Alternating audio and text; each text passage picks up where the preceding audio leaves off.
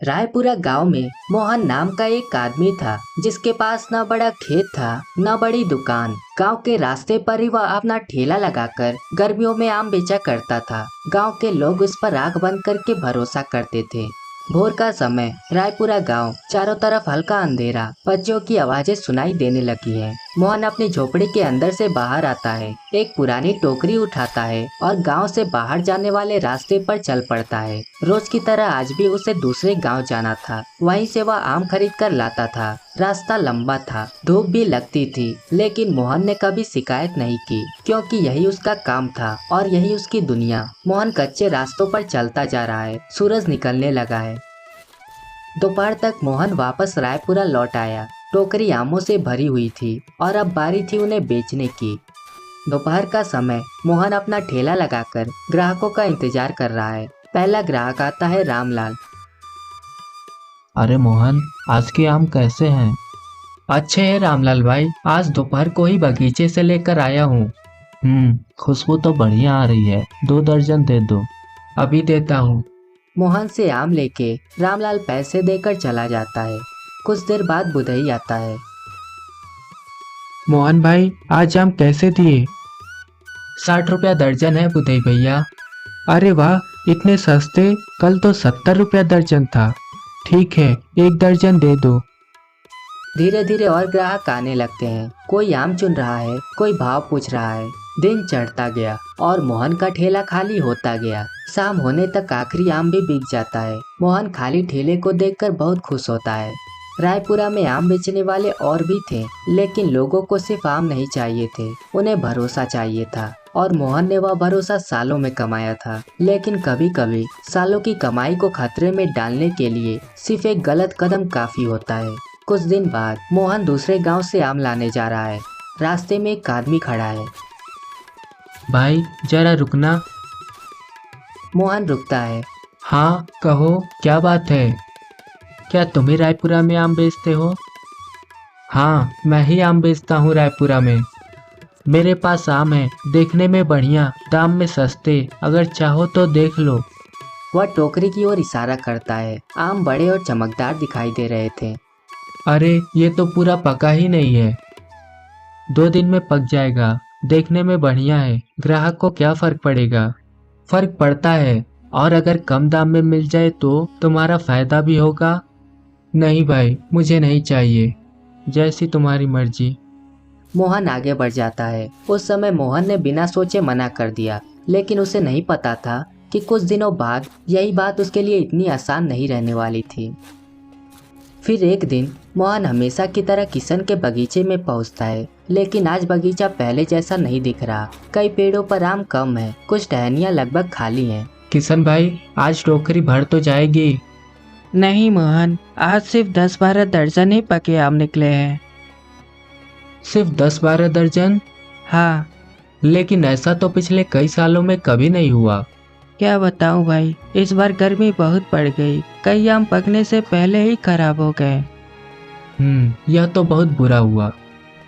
मुझे भी अच्छा नहीं लग रहा, लेकिन क्या कर सकते हैं, जो है बस यही है। ठीक है, भर दो इतना ही। दोनों चुपचाप आम भरने लगते हैं। रास्ते पर मोहन बहुत परेशान था, क्योंकि वह जानता था 10-12 दर्जन से उतना काम नहीं चलने वाला था। आज फिर आम की ठेली उसी रास्ते पर लग चुकी है।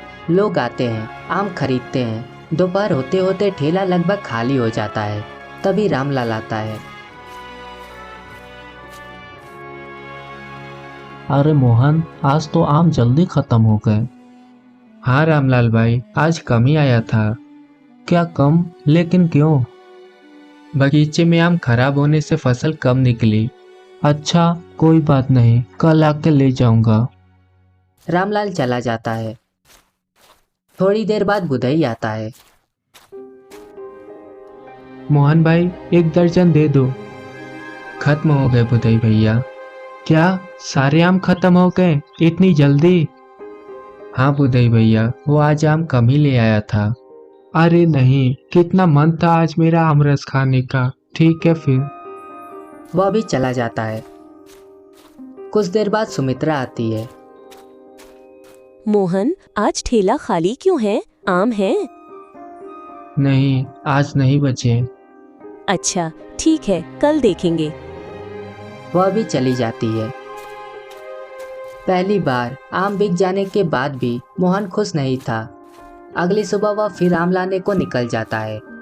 रास्ते में एक पेड़ के पास मक्खनलाल बैठा है, जैसे उसे पहले से पता हो कि मोहन आएगा। अरे मोहन भाई, रुको तो जरा। मोहन रुकता है। हाँ बोलो, क्या बात है? कहाँ चले? आम लेने? वही पुराने बगीचे से? हाँ क्यों, क्या हुआ? सुना है इस बार वहाँ कम आम निकले हैं। हाँ, लेकिन तुम्हें यह कैसे पता? भाई हम भी इसी धंधे में हैं, खबरें तो मिल ही जाती हैं। मेरा कहना अभी भी वही है। मैंने मना कर दिया था। जानता हूँ, लेकिन उस दिन तुम्हारे पास आम था, आज कम है। मोहन कुछ नहीं बोलता। देखने में कोई फर्क नहीं और दाम भी कम, ग्राहक को पता भी नहीं चलेगा। मोहन की नज़र कुछ पल उसके आमों पर टिक जाती है, फिर वह आगे बढ़ जाता है। सोच लेना, मैं यहीं मिलूंगा। पहली बार जब उसने यह बात सुनी थी तो जवाब तुरंत आया था। इस बार वह जवाब नहीं आया। रात का समय, मोहन अपनी झोपड़ी में अकेला बैठा है। सामने कुछ सिक्के रखे हैं, वह उन्हें गिन रहा होता है। हिसाब कभी झूठ नहीं बोलता। मोहन सिक्कों को देखता रहता है। मोहन लेट जाता है, उसकी आंखें खुली हैं, उसे नींद नहीं आ रही। कुछ फैसले गलत लगते हैं, कुछ सही, और कुछ ऐसे होते हैं जिनके बारे में इंसान पूरी रात सोचता रहता है। अगली सुबह मोहन दरवाजे पर खड़ा है, फिर टोकरी उठाता है और चल पड़ता है। आज रास्ता वही था, लेकिन मंजिल बदल गई थी। कुछ देर बाद वही पेड़ दिखाई देता है। मक्खनलाल वहीं बैठा है। आ गए, मुझे पता था तुम जरूर मान जाओगे। कितने दाम में दोगे? बैठो, बात करते हैं।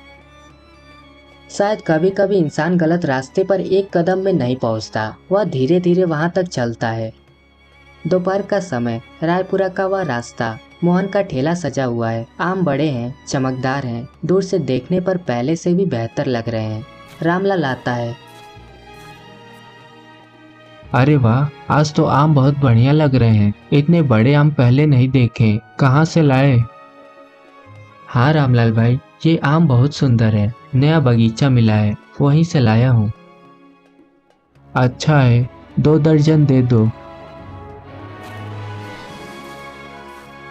थोड़ी देर बाद बुधई आता है। आज तो आम चमक रहे हैं, क्या बात है? वो बुधई भैया, इस बार आम दूसरे बगीचे से लाया हूँ। अच्छा चलो, 1 दर्जन दे दो। कुछ देर बाद सुमित्रा आती है। ये नए आम है क्या? देखने में तो बहुत अच्छे लग रहे हैं। हाँ, इस बार आम नए किस्म के हैं। सुमित्रा एक काम उठाती है, सूंघती है, फिर कुछ पल चुप रहती है। क्या हुआ, कोई परेशानी है आमों में? कुछ नहीं, बस खुशबू थोड़ी कम लग रही है। मोहन एक पल के लिए चुप हो जाता है। अभी पूरे पके नहीं है, 2 दिन में और अच्छे हो जाएंगे। अच्छा, 3 दर्जन दे दो। वह आम ले लेती है। शाम हो जाता है। मोहन अकेला बैठा है, सामने सिक्के रखे हैं। वह हिसाब जोड़ता है। आज कमाई पहले से ज्यादा है, काफी ज्यादा। शुरुआत में सब ठीक ही लगता रहा। आम बिक रहे थे और मोहन खुद को समझ रहा था कि शायद उसने कोई बड़ी गलती नहीं की। कुछ दिन बाद मोहन ठेले के पास खड़ा है। उसी समय रामलाल आता है। आओ आओ रामलाल भाई, बताओ आज कितने दर्जन दे दूं? मोहन, वो पिछली बार जो आम लिए थे। हाँ, क्या हुआ, बढ़िया लगे? नहीं, वो तो कच्चे निकले, बहुत खट्टे थे, खाने लायक नहीं थे, सब फेंकना पड़ा। शायद इस बार ऐसे ही निकले होंगे, नया बगीचा है, अगली बार सब ठीक निकलेंगे। अच्छा ठीक है। रामलाल उसे देखता है, जैसे कुछ सोच रहा हो। वह चला जाता है। मोहन कुछ देर तक उसे जाते हुए देखता रहता है। 2 दिन बाद बुधई दुकान पर आता है। मोहन भाई, एक बात कहनी थी। आओ बुधई भैया, कहो क्या बात हो गई? पिछली बार वाले आम जब बच्चों ने खाए, फिर पेट दर्द की शिकायत करने लगे। अच्छा, लेकिन ऐसा कैसे हो सकता है? आमों से भला पेट दर्द? हाँ, ऐसा ही हुआ है। देखो, मैं झगड़ा करने नहीं आया, बस इतना कह रहा हूँ, पहले जैसे आम लाओ। बुधई चला जाता है। कुछ दिन और ऐसे ही बीत जाते हैं और फिर वही हुआ जो मोहन ने कभी सोचा नहीं था। आज मोहन ठेला लगाए खड़ा है। काफी समय बीत चुका है, अभी तक एक भी ग्राहक नहीं आया। मोहन बार बार रास्ते की तरफ देखता है। शाम का समय, सूरज ढल रहा है। ठेले पर आम वैसे के वैसे रखे हैं। अगले दिन मोहन उसी रास्ते पर जाता है। पेड़ के नीचे मक्खनलाल बैठा है। अरे मोहन भाई, आज कितने दर्जन चाहिए? मक्खनलाल, एक भी नहीं। अच्छा, लेकिन ऐसा क्यों? तुमने कहा था ग्राहक को पता नहीं चलेगा। तो क्या हुआ? पता चल गया। अच्छा, तो क्या हुआ? धंधे में ऐसा होता रहता है। अब ये आम नहीं लूंगा। ठीक है, जैसा तुम चाहो। वह तुरंत दूसरी तरफ देखने लगता है, जैसे बात खत्म हो गई हो।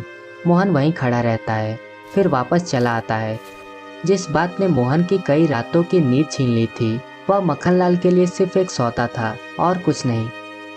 अगले दिन मोहन फिर किशन के बगीचे से आम लेकर आता है। सचमुच अच्छे आम है, वही खुशबू, वही स्वाद, वही पुराने जैसे। दोपहर को मोहन ठेला लगाए खड़ा है। रामलाल सामने से गुजरता है। रामलाल भाई, रुको तो। रामलाल रुकता है। आज पुराने बगीचे के आम हैं। रामलाल आमों की तरफ देखता है। अच्छा, लेकिन अभी तो घर पर बहुत आम पड़े हैं, फिर कभी लूंगा। और आगे बढ़ जाता है। मोहन ने हार नहीं मानी। एक दिन, 2 दिन, फिर कई दिन। वह रोज आम लगाता है, रोज इंतजार करता है, लेकिन ग्राहक नहीं आते। आम फिर से अच्छे हो गए थे, लेकिन अब बात आमों की नहीं थी। बात उस भरोसे की थी जो सालों में बना था और कुछ दिनों में खो गया।